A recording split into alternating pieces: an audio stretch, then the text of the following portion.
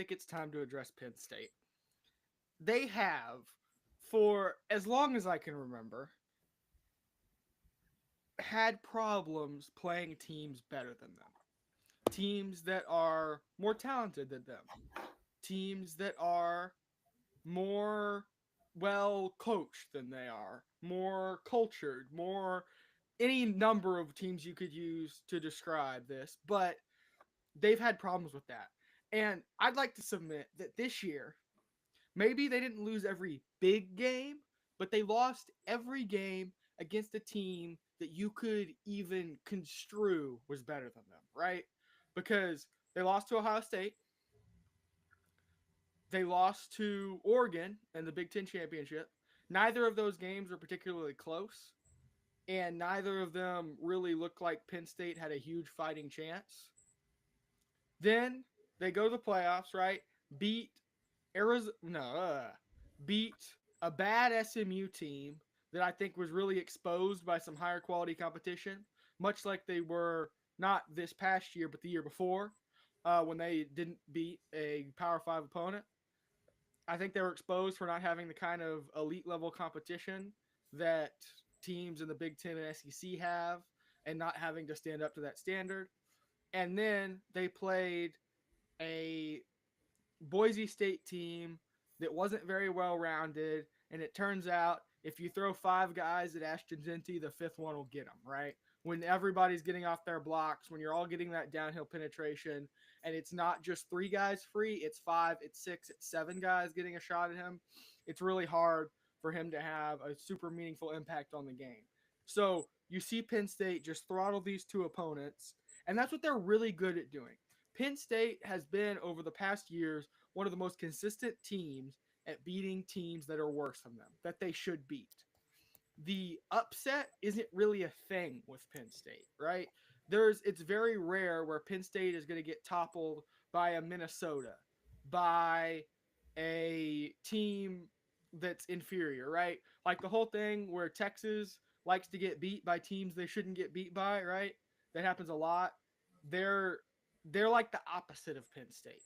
They're both bad in the big games, but somehow Penn State always manages to beat the teams it should beat, right? And as such, naturally, because of their consistency, we begin to think that they are an elite level team. And in places, yes, they are. You saw their defensive line was throughout the season great. Their offensive line had its struggles, but was great, and their run game overall was pretty superb. You can't really pick at that. But somehow, despite the talent, despite the skill, and despite the resources, they found a way to lose to a Notre Dame team that I think was inferior in talent. Now, Penn State certainly got outcoached because, and shifting a little bit to Notre Dame now, I think Marcus Freeman, and not just him, but him and his staff, did one of the most incredible halftime turnarounds I've ever seen. Obviously, we don't know exactly what he said. We heard a little bit of what he might have said from Riley Leonard after the game. But the ability for Penn State to be cruising at half, right, and have Notre Dame's number, winning physically at both lines of scrimmage, keeping the offense in check, and being able to run their own offense with mild success. And that lead, 10 points, pretty modest, but still big, right? Still feels a lot bigger than it was, I think. And then Notre Dame coming out of halftime was like, when you pin a cat up against a wall and they're not fighting, and all of a sudden their tail can feel the wall, and they just start absolutely lashing out. And that's what Notre Dame did. And they were able to just consistently really shift the game on all fronts. You saw Notre Dame dominating up front. You saw Notre Dame receivers getting open. You saw Notre Dame quarterback play improving, if ever so slightly. You saw turnovers going down. You saw the defense stepping up to make sure that Drew Aller didn't have a chance. And I think that is really credit to the players for executing it, but also credit to the coaches. Being able to turn around your fortunes like that is incredibly impressive. And I think Ohio State is gonna have to put together 4 quarters of very good football to beat the Fighting Irish. Yeah. And with that, let's move on to the other big game that occurred this week. We got to witness the Cotton Bowl in Dallas. We were not there, but we saw it on TV, and we saw the Longhorns do the Longhorn thing and just keep on. Wait, they lost. Oh, they lost to Ohio State. Yeah, what a thriller until the very end, until Jack Sawyer absolutely pummeled his old roommate. Kieran, break us down. So, what happened with Texas? Why did they lose? And why is Ohio State just continuing this dominance? So, mature people don't point fingers. Mature people would say, let's just move on. Let's build a new team next year. I am not that person. And yes, I will be blaming each and every single person that is in some way to blame for this catastrophe. The first one is, unfortunately, Steve Sarkisian. I think he had the biggest role to play in this, frankly, abysmal performance. Not because they just got beat by Ohio State and got beat so bad they didn't know which direction was up. It was actually because there was hope. And I say this a lot, but it's the hope that kills you. And as a Texas fan, it did in fact kill me. So they are hanging with Ohio State, right? You're hanging around, you're doing everything you need to do. Jeremiah Smith, absolutely throttled. I know sometimes it took 3 guys. Honestly, I don't really care. They were effective. Then the pass rush started showing up, making Will Howard uncomfortable, forcing him into bad situations. You had the pick coming out of halftime. You had, honestly, a team that was able to keep it all in front of them in the first half, right? Like, despite Ohio State seemingly carving their way up and down the field, they only scored 7 points until that last play. And so they have this shot, right?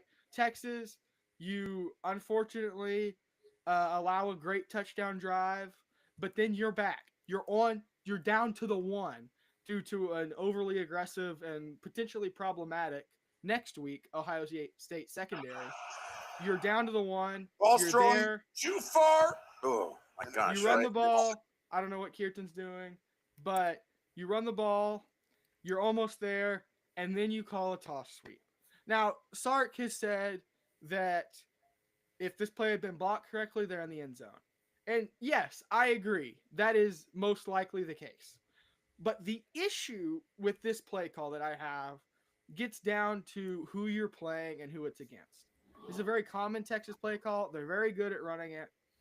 But you have to think to some level that I don't want to leave one of my receivers or my tight end on a one-on-one block with a Caleb Downs, on a one-on-one block with a Jack Sawyer, on a one-on-one block with, honestly, most of Ohio State's defense, right?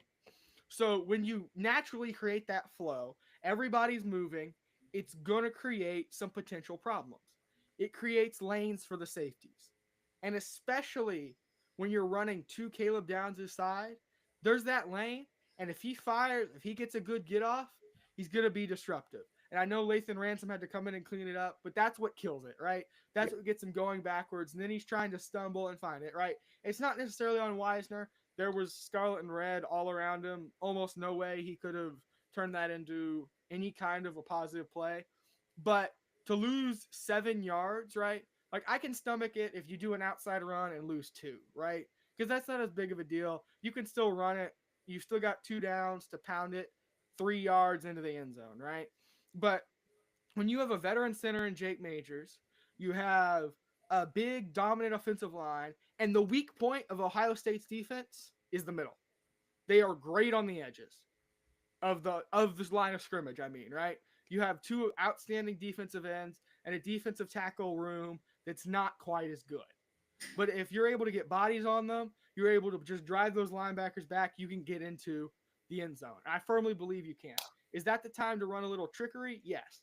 But it is not the time to do that kind of sweep, get your team backed up, make Quinn throw it, and then obviously we know what happens next, and then Ohio State has I actually sealed the don't know what game. happens. Can you tell me? No, I'm all right. Okay. Ohio State sealed the game. It's going the other way, right? there's really nothing Texas can do. And then Quinn Ewers gets picks off because he's trying to make something happen, right? Which is understandable. And I really don't think this game is on Quinn Ewers. He looked terrible in the first half. But when you have a shot to win it and you throw it away like that, right? Like, is it his fault that his blind side isn't protected? Kind of, right? But it's really not. Like, should he have maybe gotten rid of that ball a little earlier? Yes. But if you watch that pass rep of Jack Sawyer and Cameron Williams, it is one of the best reps I've ever seen. I mean, he doesn't know which way is up. The offensive tackle is so confused because Sawyer is so quick, just able to swipe the hands and he's gone, right? And when you've got a free blitzer like that, it's really hard for a quarterback to make anything happen, especially when that free blitzer is as good as Jack Sawyer. But the other place that this game resides is on Anthony Hill. And to a broader point, Lafau and Benda and the whole linebacker core, right? But you're able to see a very trend that allowed Ohio State most of its points when they sustained drives was because of this. Your linebackers are playing too deep. I don't know whoever linebacker coaches at Texas. I know there's been a bunch of turnover there, but your backers are playing too deep. They're allowing underneath routes of 10, 12 yards to be completed and then not making the tackle, right? And we saw this consistently throughout the whole game. They're also not really sticking it in the run game as hard as you'd like them to, right? You want those backers to come downhill and flow. They are crossing over, right? You're seeing a big mess of backers crossing into each other's gaps and not being able to contain the run because when they cross, that Judkins touchdown run, perfect example. They start cross blitzing. Ohio State runs the football. You've got to read. You've got to get out of that, and you have to have someone to secure that backside. Anthony Hill isn't able to. They score, right?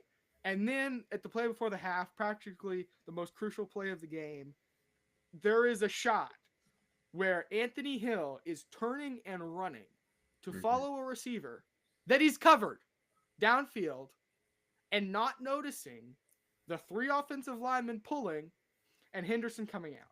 Now, I've never met a coverage where before the half, in the kind of situation where you can't give them chunk yardage, you have to be able to tackle underneath and also deny the completion above, where your backer is turning and running in any situation. You're keeping your eyes on the quarterback, preventing the scramble, ensuring that he doesn't pick up 25 or 30 because you're playing downfield and then gets them in field goal range for cheap points, right? And I've also never met a coverage where they decide to not cover the running back, right? He declared his release pretty early. He's moving out into that flat even before the lineman release. So you have to use a little bit of critical thinking and understanding of the situation and a little bit more advanced football to at least get your body in a spot where you can slow them down, right? Like there's a textbook way to play that, right? You're triggering, you see the running back coming out, and you're just downhill, right? If he throws it, you're on the running back immediately. The offensive lineman, you're faster than them, you can evade them. That play is knocked down.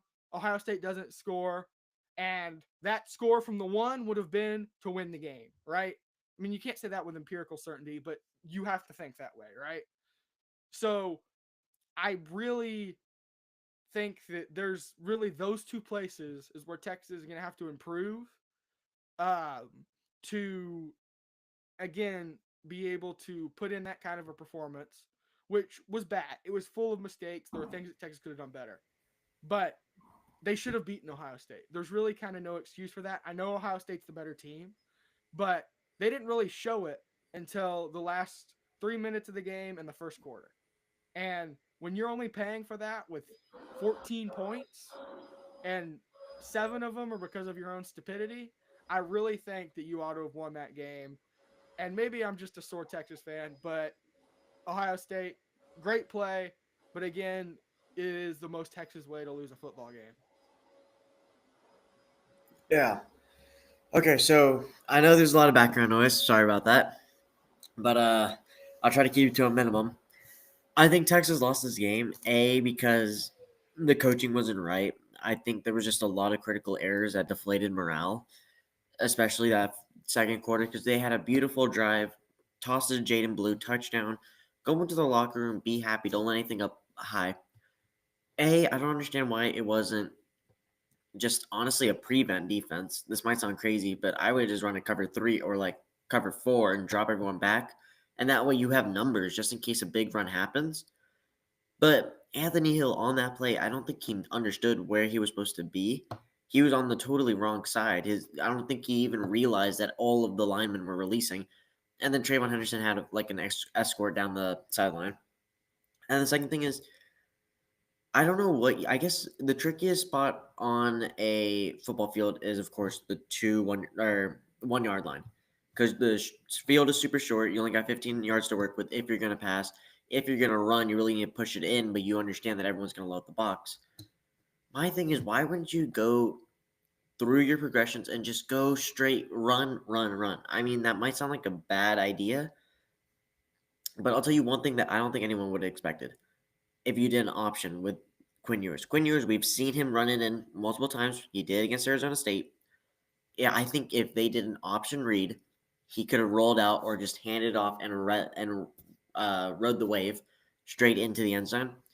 But you can't really blame him for that. I think it was just too many critical errors, too many deflating plays that really lost the game. I think that Jack Sawyer strip touchdown.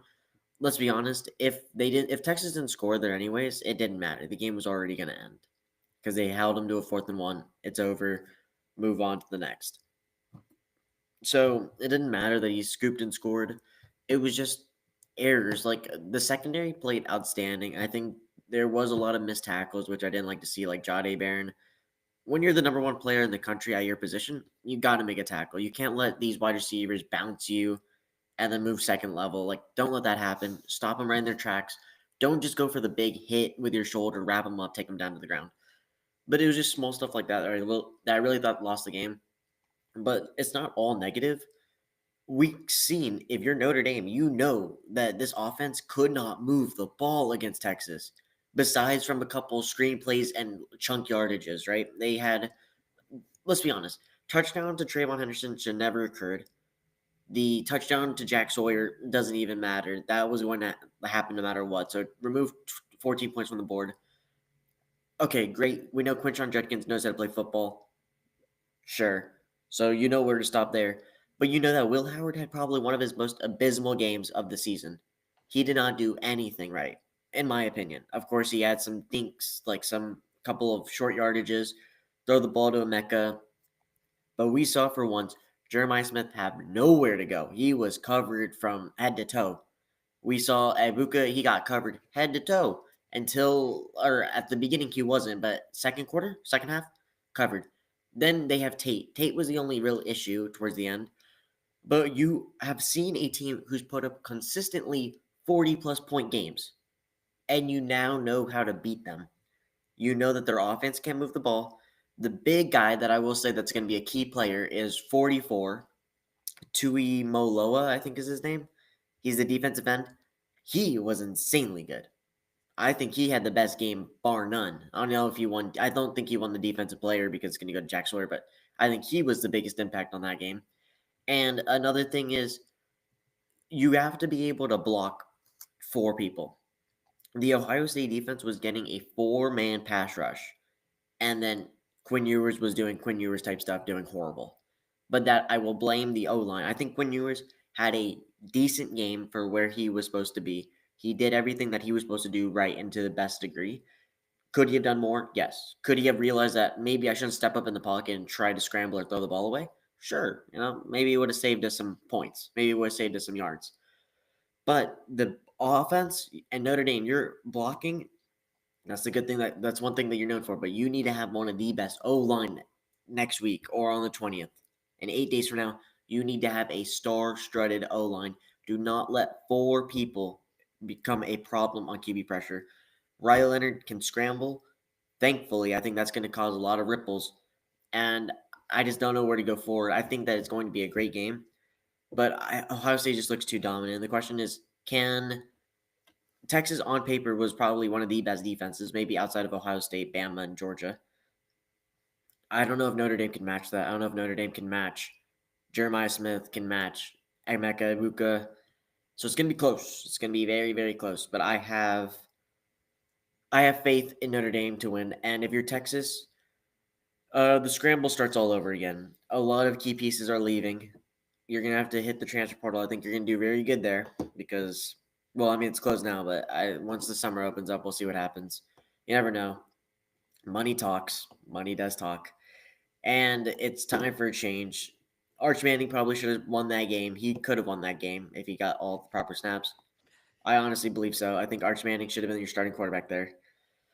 But he will be next year, and next year's a whole different story. And the best part about it is Arch Manning now has experience in A&M. He has experience against Ohio State. He has experience against Georgia, and he didn't play Arizona State. He just has experience when it comes to the big game. So I'll leave it at that. So, Kieran, what would you say is going to happen during this Notre Dame Ohio State game? Yeah, so I think again, there's a chance Ohio State wins this one running away. But before I quite move on, I did want to say one thing about Jack Sawyer.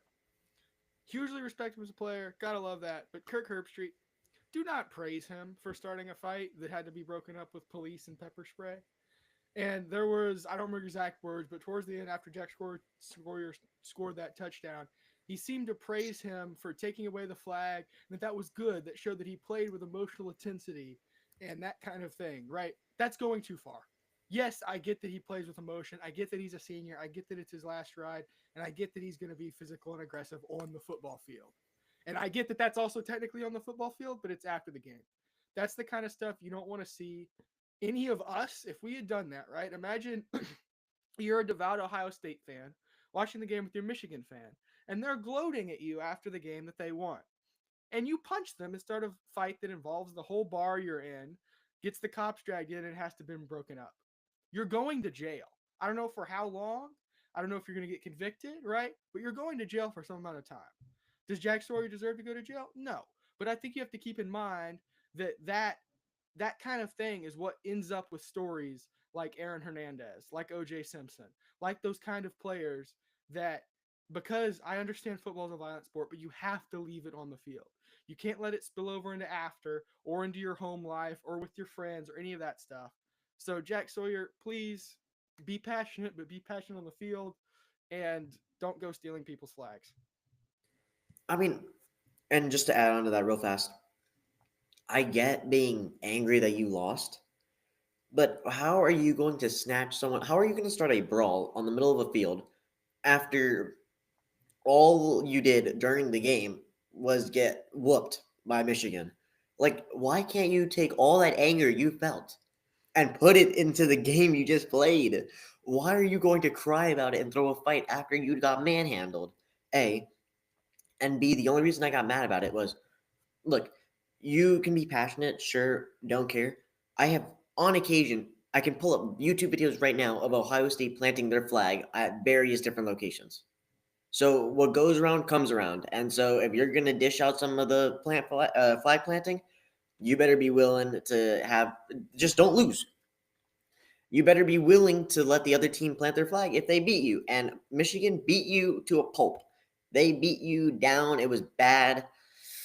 It was very bad. And so I will say, if you are Ohio State and you want to get mad at snatching a flag, play better. Don't lose. Because I swear, if Texas won, I wish they plant their flag. If Notre Dame, if you're watching, if anybody on Notre Dame is watching this on the craziest occasion, please plant your flag after you beat Ohio State. Because that would be the funniest thing ever.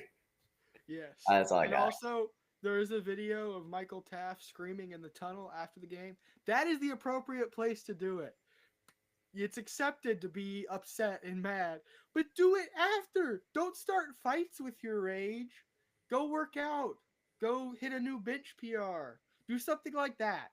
Be Yeah, creative. But don't yes, moving on to the national championship game, which is, of course, what we should have been talking about this whole time. probably. So, the I think that there is a chance that Ohio State wins this game by Michigan last year kind of margins. Because it kind of has that vibe to it, right? Like certainly I'm not going to say it was the national championship, but it did kind of feel like that Cotton Bowl meant just ever so slightly more than the Orange Bowl in terms of you knew if you won that Orange Bowl, you still had a really hard game. And if you won the Cotton Bowl, there was a good chance you were at least favored, if not winning the national championship. But dismissing Notre Dame, I think, is it's a fool's errand here because they found a way to win when we thought they weren't going to. Like after that loss to NIU, nobody thought they were going to be here, and they've made it, right? They've done incredibly well this year. They have put together a good team that's much better on the field than it is on paper, I think. And I really think that Notre Dame has immense potential to be dangerous here. Immense. They have a solid run attack that I think can find its footing again against Ohio State if you're able to put multiple guys on Jack Sawyer, among others. And I also think that Riley Leonard being able to run, again, we've talked about this a lot. It adds something to the equation. Will Howard can, and you saw that when they used that, it was advantageous. When Riley Leonard used it against Penn State, advantageous. So if Notre Dame can get a little bit more option attack going with a hopefully slightly healthier Jeremiah Love, I really think that they have a chance to do some damage on the ground. I also think that Notre Dame could take advantage of the same thing that honestly kind of kept Texas in the game. Despite all the dropsies that Texas had, particularly Isaiah Bond, among others, and despite the receiver issues that Texas had, Texas was still able to get an immense amount of pass interference penalties because particularly Igbinosun, but the whole Ohio State secondary is over aggressive. When they get beat, they react in perhaps the proper way to save the touchdown, to save whatever, by just jumping on the guy and chucking him on the ground, right? Yep. And you've seen that a lot. And sometimes they do it when they don't need to. A lot of times they did need to.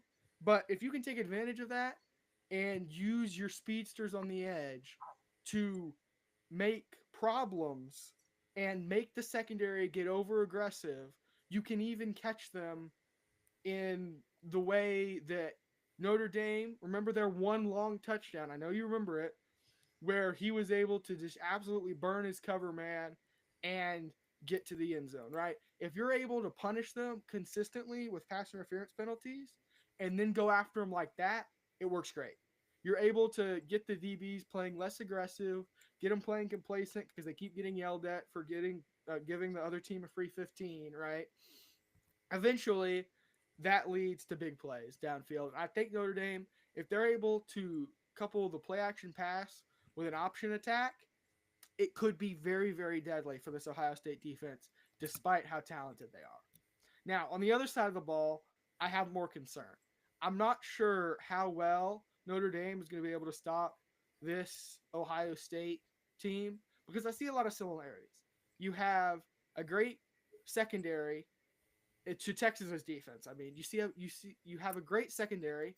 Xavier Watts, you've got Makuba for Texas, you got Jahdae Barron, right? Xavier Watts for Notre Dame, Christian Gray, he's been playing great, and they have a great secondary, but I don't think they're as strong in the front seven.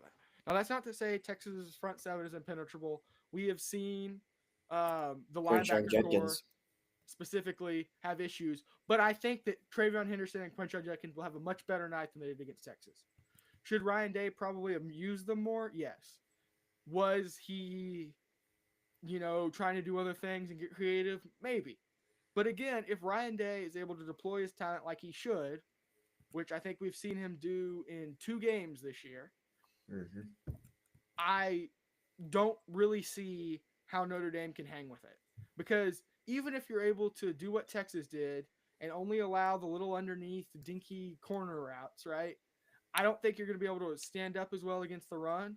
If Ohio State just runs it down your throat and they're getting 5 a carry, it doesn't matter how much your offense can score. Ohio State's going to get a couple stops because their stars on defense, Caleb Downs, makes a play, right? And when they get that stop, if you can't stop them, they're running away, right? And so, honestly, if I were betting, I'd take Ohio State. But, I really think that Notre Dame has found a way to win. And I think they will again. I think they're going to find a way to stop that Ohio State team. I think they're going to get it done. I have Irish winning 24-21. Yeah, and look, I'm a little bit different because I don't know if talent can match up here. So the reason I want to say this is Notre Dame showed us that they can beat a very talented Georgia Bulldog team, regardless if they have a quarterback, regardless if they don't. We know that they know how to play football. Cool. We saw them go against Penn State. Much closer of a game, much more competitive, scares me a little bit more. If this was Penn State, Ohio State, I would have told you Ohio State's going to win this 100 times out of 101 times. But this is Notre Dame. Notre Dame's a more unexpected enemy. We don't know how they're going to play, especially how they're going to match to Ohio State. Like Kieran said, you have a very good secondary, but let's be honest, Texas has a great secondary, and they shut down the wide receiver core, but yet the score was still 28-14. Now, here's the thing. Arguably, again, I'll say this again, 7 points did not deserve to happen. But what I would say is that defensive stop at the 1 yard line should tell you everything you need to know about Ohio State and why they're going to win this game. They are built for it. They have been in the moment, and they seized their opportunity. They took advantage using all of their talent around them to stop arguably one of the best offenses out there in Texas, and they destroyed them in all honesty. On that 1 yard line scrimmage, like that running back, granted maybe he got a 1 yard, and then that pitch, that was blown up by Caleb Downs. He read it like a book. And that defensive stop on third down with the fumble or a third down or fourth down, textbook defense. That's the reason I think Ohio State's going to win. I think Notre Dame, yes, you played complete football. Maybe you can take advantage of Riley Leonard, but I don't know if you can stop the pressure of Ohio State and their defense. On offense for Ohio State, if you can contain their wide receivers, you know that you just leave it down to a linebacker versus running back game. With Texas, and Texas lost that battle. And I think maybe Notre Dame will have a better shot as they understand what to do now. But I think Chip Kelly is smart enough. I mean, he was the head coach of UCLA. I think he's smart enough to understand what to do and what not to do when it comes to these moments. And I think he's going to understand that I need to rely on my wide receivers more. I need to get them in open space. And maybe if a screen worked, maybe it'll work over and over and over again. So I think Will Howard is going to step up. I think that Caleb Downs will step up, and I think this is just going to be an Ohio State complete football game. It's going to be close, but I don't think it's going to be a Notre Dame upset. I think Notre Dame have had their, I don't want to say Cinderella run because that feels mean to say, but they've had a good run in the playoffs. But I think it all ends right here when they take on the mighty Ohio State. So I'm going to go 35-24, the Buckeyes. Sadly, I do not like the Buckeyes. One of my least favorite team. I hate that mascot. But money talks, and I think that's just what the sad reality of this NCAA league is that one day it doesn't matter how good your team is, how much prestige you have. If you have the capital, you will be the best team. Yeah. Well, speaking of money and vocalization, I think Ben Franklin's been getting up to something, certainly talking to Carson Beck. He Yep. recently announced that he would forego the draft, come back for another year, and transfer to Miami, which is three things I never thought I'd be saying, except the Miami part, which kind of makes sense. I mean, not really, but kind of. And I really think this is honestly, I mean, to get paid, first of all, he got paid $4 million to do this shenanigan. First of all, Mario Cristobal, what are you doing? Like, respectfully, you're going to go from Cam Ward, one of the top draft prospects, and he's played great. He's been pretty amazing, and the defenses let him down at times, to Carson Beck, who's had turnover issues. His last college snaps at Georgia were getting dominated by Texas. Remember that first half? I know Kirtan does. I do. And I really think that it's a bad decision for Mario Cristobal. Maybe Carson Beck will be able to make it work, but especially to pay him. Like, if he's going to come and you want him to fight for the quarterback spot, great, do it. But to pay him that much money to leave somewhere where he wouldn't start to come presumably start for you in a season where you've been honestly disappointing, and lost games you shouldn't have. I mean, honestly, if I'm Mario Cristobal, I am putting all my chips on a guy named Kyle McCord, on you know a Sam Levitt from Arizona State, any guy like that, right? Who's been able to play consistently, who doesn't have turnover problems or hasn't had turnover problems yet. There's always the power of yet, but will be, I think, more consistent. I think better, and I think this is the road to another struggle bus year for the Canes. Yeah, and all I want to say about that is, look, Carson Beck, you can leave us. I'm not salty about it. You suck. I hate you now. You're an op. No, I think he's a great quarterback, but I think he lacks composure. I said this from the beginning of last year. When he played for Georgia last year, when his first start, he was not that great. I think Georgia had a more favorable schedule than they did this year by far. And I think he won the games he was supposed to win, and he lost the games he was supposed to. He lost to Alabama, which of course he's gonna do. He's Carson Beck. I chalked that up saying he's the first year, but I didn't see the same talent I saw in Stetson Bennett. Stetson Bennett every single game looked hungry to win, and you knew when he stepped on that field he was going to make whatever he can out of the situation. And actually, what I want to say is, I want a mobile quarterback. And that's as clear as day. Stetson Bennett, mobile. Jake Fromm, a little less mobile, but still was able to scramble. And now Gunnar Stockton, a scrambling quarterback. I think, again, a scrambling quarterback is the most unstoppable thing. And so Carson Beck, yes, he's very accurate, yes, but I think he struggles in the big moments. He played horribly against Georgia against Texas the first time this year. Now you could say, oh, but he won by so much. He did not win. Travis Etienne won the game. He had 3 touchdowns, carved up the linebacker core of Texas. We won the game based off our defense and him. How did we win the game this year? Honestly, we didn't win the game until Gunnar Stockton came in and led us to on our first possession. That's where we won the game. When he took one of the biggest hits I've ever seen in my life to the head and lived to tell the tale, and then we punched it in during the SEC. That's where we won the game. I don't think Carson Beck is going to be as good. I think it came down to 4 things for him, or 3 things. His girlfriend, who is actually a famous influencer at Miami. I think it came down to NIL. He got paid $4 million, the greatest overpay we're ever going to see in our generation. Now, nobody clip me and tell me that next year he wins the Heisman. I'm going to be pissed.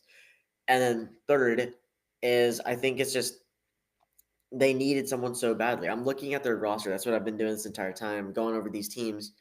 And they don't have a quarterback that's in the running. They don't have a star quarterback that they needed. They're getting a 3-star Luke Nickel from Alpharetta, Georgia. But besides him, they really don't have anybody else in that position. So you need somebody to lead you. I mean, it's a bold move, especially after you have Cam Ward, and you really think you're going to succeed when you have Carson Beck. When you had Cam Ward last year, is kind of mind-boggling because if he can get it done, Carson Beck's not going to get it done. And lastly, yeah, Georgia needs to look at it this way. We got 2 great wide receivers coming through the transfer portal. Hopefully, they fix our drop situation. And Gunnar Stockton got the reps he needs, and I think he's going to be a lot more explosive next year. And we have a more favorable schedule. We have Texas coming over. We have Bama coming over. And so I think the Bulldogs are going to be ready for anything next year. I think it was a weird move, but again, money talks, and it always will. Yeah, we may sound like SEC homers, but I think next year has the potential to be a generational year for the SEC because you have to think about what's potentially happening.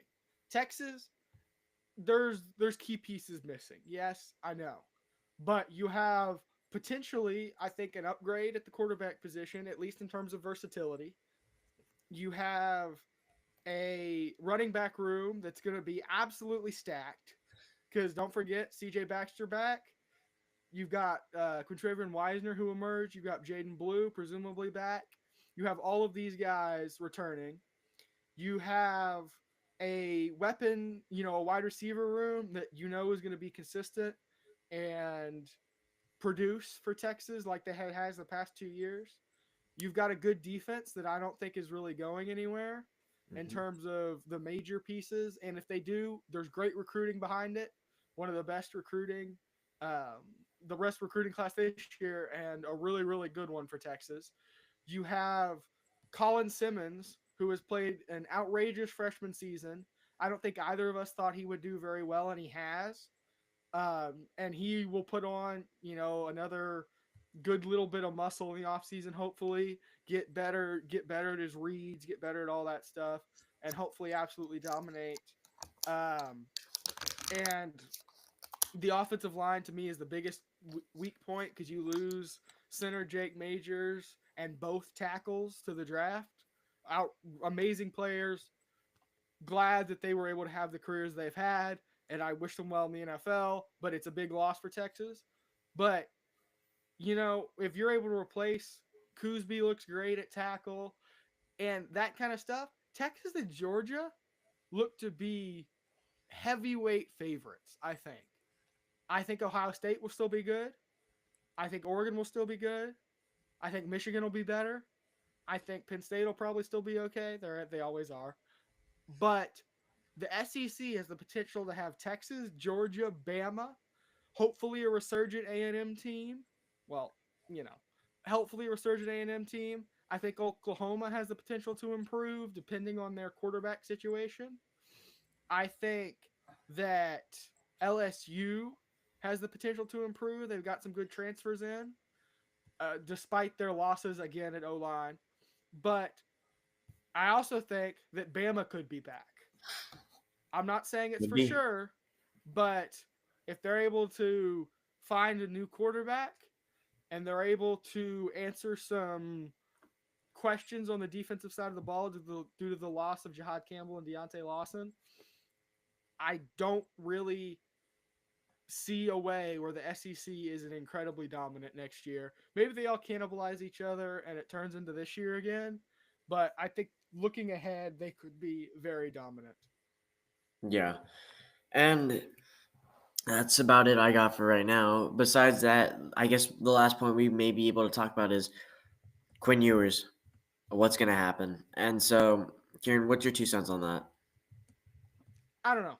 I think the quarterback draft class is so weak this year that he could potentially go and get drafted. I'm not necessarily sure that he's going to start. I highly doubt that he would start for a program in the NFL in the next few years, but I think it's possible that he could develop, get that reading speed, when he's in the game, make the game go a little slower for him, because that was his problem playing teams like Georgia and Ohio State. He reads too slowly, the line collapses, he gets sacked or is forced to make a bad decision and a terrible throw, right? But I think there's potential for him to come back and go somewhere else. Again, contenders almost perennially, it seems, for a quarterback. You've got Oregon potentially. Ohio State, I think, is pretty much a sure bet. They need a quarterback. I would argue there's a lot of different places that need a quarterback, but in the SEC, you're looking at Ole Miss. You're looking at potentially Alabama, which I think is a kind of a sneaky suggestion there. You're looking at potentially Missouri. Kind of depends on how it shakes out there, but there's a lot of places he could go.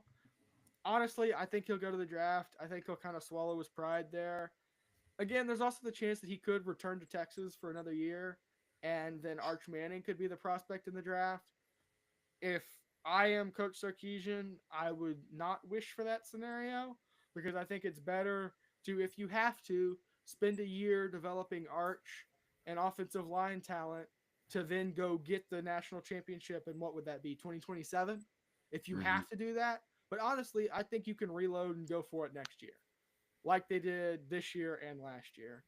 But honestly, I think the likely situation is that he eats it and goes to the draft, gets drafted low rounds, and becomes a perennial backup like Texas quarterbacks of years have gone by. Yeah, and I feel so bad, to be honest, because, look, I don't think he wants to leave. This is his hometown team. He's already hit the portal once. He can't do what Dillon Gabriel did. Maybe he will, but he has made it clear. I've been reading about it. He had an interview, and he said, look, I have a clear plan to go. Then I did more reading about it, and it says he's going to be a third-round pick. He's a low-end starter at best. He doesn't have the arm talent. We know he is not mobile. So he's really put himself in a hard position. And let's be honest, there is no realm of possibility where he says, I'm coming back. Because the moment he says, I'm coming back, Chris Del Conte, the AD at Texas, is going to go crazy. And Sarkisian's going to go crazy. Because the one thing you don't want to do is say for Arch Manning, hey, buddy, we know you're a junior now. Hit the bench. Or technically, I believe he's a junior sophomore. I think he's sophomore, but he redshirted. So. still, he is academic junior. He will not sit another year. The Manning families will not let this happen. So when I tell you what's going to happen is this. If he hits the transfer portal, the entire Texas UT is going to go nuts. UT might set ablaze to the whole university. All the boosters are pulling their funding because when you lose Arch Manning, by the way, March. I thought you were talking about Quid. no. If Arch Manning leaves, everything's going set ablaze. Arch Manning has the number 1 selling jersey at UT. Buddy has seen the field maybe a handful of times. So if he leaves, everybody is cooked at UT. So I promise you this. Arch Manning will never leave, and Quinn Ewers will be forced out. Sadly, if he has to be in the NFL draft, that's the way the dice rolls, man. You were supposed to be a first rounder, maybe play like a first rounder, and you get drafted like a first rounder. I mean, that's the only advice I got for you, but it's sad to see him go, but there needs to be change, and I think Arch Manning needs to be able to step up and become the next Manning great. Yeah, I think there's certainly, again, immense potential there. He's looked a little like a newborn horse at times during games, but the talent is there. And I think the confidence that'll come with knowing he's the starter for a full season and competing for that job. And, I think winning that job, I think he'll be a great leader for a perennial national championship contender. And again, we'll be talking more about how it stacks up for next year. We'll probably give our way too early top 25 next week after, something like that. We get to review all our bold predictions, and boy, do they look bad. Man, they are bad. But thank you all for listening. We'll have personal vids at insert date here. So, yeah. There you have it. So, yes, next week we will be going over everything from back in June or July when we said, here's your champion, here's the runner-up, and here's this. And I took a sneak peek. We were wrong by a lot. We are sorry. Our Heisman picks were bad. Horrendous. Yeah, no, horrendous. But I promise you next year we will be closer because we were that far off that no matter who we pick next year, we will be just a tiny bit closer. Yep. Okay, but with that, we are signing off for January 12th. We will see you a day before the national championship.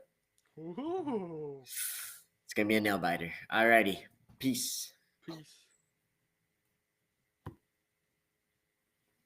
And we're dead. Alrighty. If you got 5 hours, man, finish up physics.